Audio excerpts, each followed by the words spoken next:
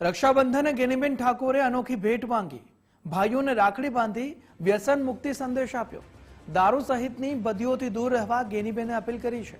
ભાઈઓ વ્યસન મુક્ત બને તેવી સાંસદે અપીલ કરી। પાકિસ્તાનથી આવેલા પરિવારો સાથે ઉજવણી, શિવનગરમાં હસ્તકલા પરિવારો સાથે આ પર્વ ઉજવ્યો છે। કોંગ્રેસ આગેવાનોની ઉપસ્થિતિમાં રક્ષાબંધનની ઉજવણી કરવામાં આવી। ક્યાંક નાના મોટા કોઈ વ્યસનો હોય તો એ વ્યસનોનો ત્યાગ કરી અને અહીંની જે બહેનો છે એ બહેનો ખૂબ સારું કામ કરે છે।